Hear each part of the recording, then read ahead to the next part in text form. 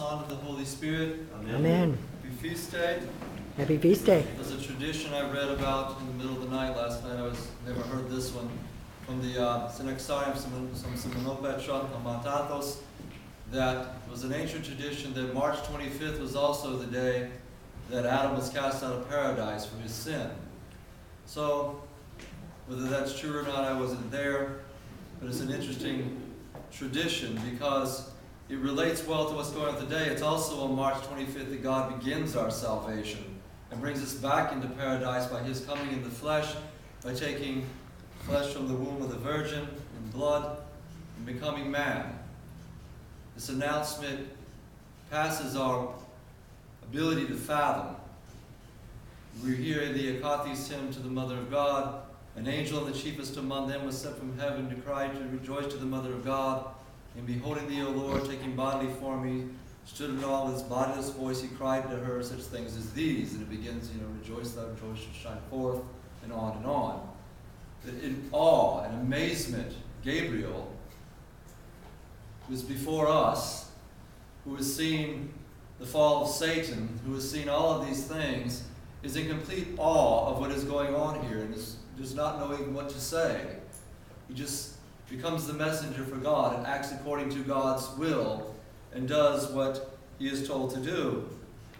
And the next kontakion of the hymn, beholding herself in chastity, the Holy One spake boldly unto Gabriel, the strangeness of thy words is difficult for my soul to receive. For how speakest thou of a conception from a seedless womb, from a seedless virgin? She is in awe and amazed. In chastity she speaks forth from this. It makes no sense from the eyes of the world. Isaiah's prophecy becomes true. Emmanuel comes forth from the womb of the Virgin. And it should amaze us to no end, but it is beyond our ability to comprehend because simply we can't even understand what it means for us to be created, much less what it means to be uncreated, and to take on what we are from that position. He has done everything for us in this moment. Take on all of our weaknesses, put his sin upon himself, him being without sin, that we might be raised to the right hand of the Father. This is the gospel, the absolute gospel in the midst of the fast. I was reading last night Theophan the Recluse talking about this. Of course, Theophan the Recluse being on the old calendar, the day that he commented on this particular passage in the homily they gave was on Holy Thursday, which can happen on the old calendar. And so he saw a wonderful coinciding of events here. And that the day that we institute the Eucharist, the body and blood of Christ, which we partake of and become deified ourselves, is the same day he was celebrating the Annunciation, which the Lord takes flesh and blood from the Virgin. And he connects these two things and stands in awe in the fact that we are partaking of the body and blood which was given from the Virgin. We have to ponder that for a moment. We have to give thanks to her greatly. The flesh and blood that we are partaking of in the Eucharist was given by her because of her offering up of herself unto God.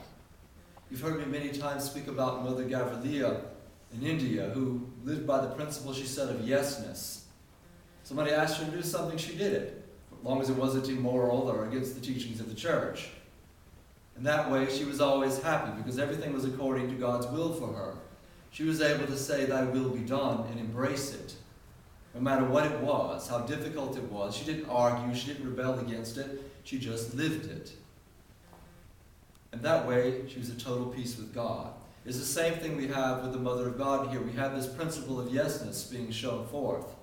Imagine if an angel appears to you. Not only would you be mortally terrified, it's not cute, fat little babies that we have in Renaissance pictures. It's somebody with a flaming sword that people drop down to their knees in the presence of, in awe. It tells you that you're going to bear God. Most of us would run. We wouldn't be able, first of all, through our own virtue to bear that. But our whole life had been a principle of this yesness, of opening up her heart unto Christ from her earliest infancy and running to the temple, to the arms of Zacharias at the top of the temple and serving God in the temple. and humbly working as we see in this icon. Just embracing whatever God brought, working quietly, constantly in prayer, constantly helping her neighbor.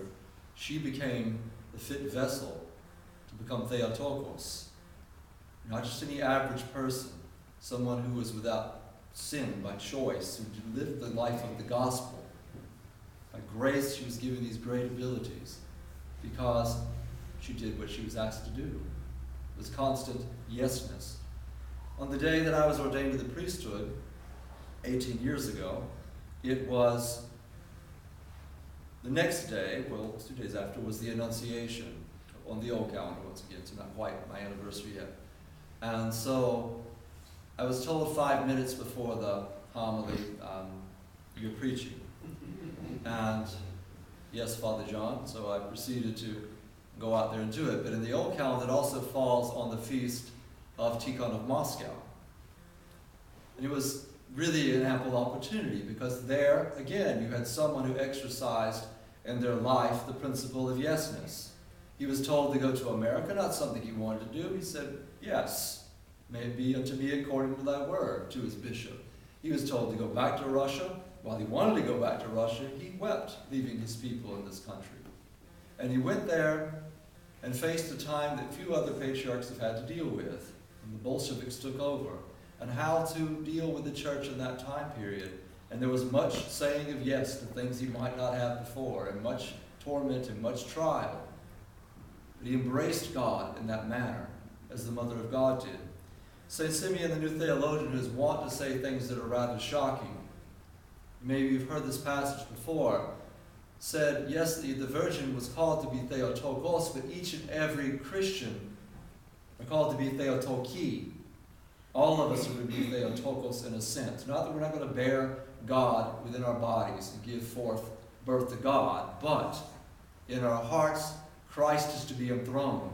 And we are to become God-bearers by grace, by living that gospel life of yesness, by saying, may it be unto me according to thy word, whatever the day may bring, whether good or bad, whether sad or joyful, whether difficult or easy or comfortable, whether trials or mockings or persecutions, whatever it may be, this is from God.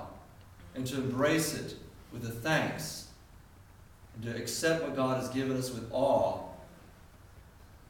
and to be as in the Akathi's tomb, and to rejoice over and over and over, to rejoice in what God has done.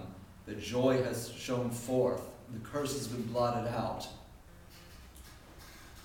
Adam has been recalled, and Eve's tears have been redeemed. It's a joyous day of the feast of the church. Learn to live by that principle of the Mother of God, St. Tikhon of Moscow, of the Gavrilia, of embracing whatever God sends you, whether it be difficult or easy. And may it be for our salvation. Most Holy Theotokos, save us. Amen. Amen.